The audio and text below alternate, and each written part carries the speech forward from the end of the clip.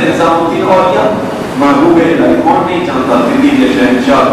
دلی میں آرام فرمائے حضرت محبوب الہی نظام الدین اولیاء رضی اللہ تعالیٰ عنہ۔ ان کے بادشاہ میں ایک شخص آ گیا، غریب تھا، مفلس تھا، کمزور تھا، آ گیا سرکار میری بچی کی شادی نہیں ہو رہی ہے، شادی کے انتظامات نہیں ہو رہے ہیں، پیسے کی کمی ہو رہی ہے، آپ کچھ دعا فرما دیں اور کچھ جو ہے آپ مدد فرمائیں۔ حضور محبوب الہی نظام الدین اولیاء نے فرمایا کہ جاؤ باہر اور باہر سے کچھ مٹی اٹھا کر لے آؤ۔ شخص باہر گیا، باہر جانے کے بعد وہ کچھ جو ہے 2-3 کھیلے مٹی کے اٹھا کر لے آیا تھا، یہ محنت کر رہا ہے سرکار کی مٹی حاصل۔ حضور محبوب الہی نظام الدین اولیاء نے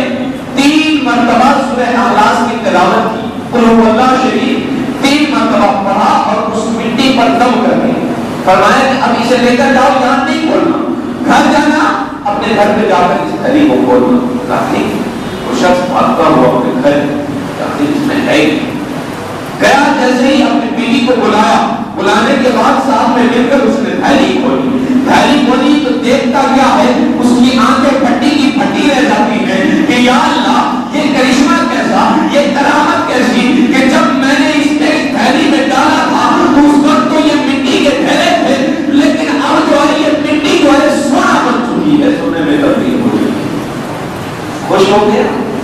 بیٹی کی شادی کی بہت دھوم دھام سے اچھی طرح سے، وہ کہتا ہے کہ میں نے بیٹی کی بھی شادی کی اور میرے گھر کا بھی خرچہ بہت اچھے سے چل رہا ہے۔ پھر ایک دن جو ہے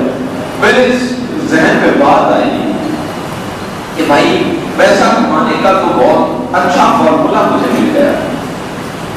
اور اچھا جو ہے اچھے طریقے سے میں پیسہ کما سکتا ہوں۔ کہا کہ ایسا کریں کہ بھائی محبوب الہی نے جو پڑھا تھا وہ سورہ اخلاص قل هو اللہ شریف میں بھی پڑھ رہا ہوں۔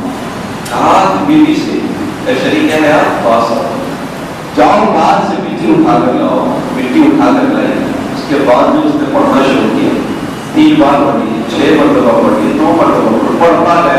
گیا، بار بار اٹھ کر دیکھے، پھیلا کھول کے دیکھے کہ مٹی سونا بنی یا نہیں بنی، لیکن مٹی جیسی کی تیسی وہی کی وہی ہے۔ پریشان 1000 مرتبہ اس نے تلاوت کر لی، لیکن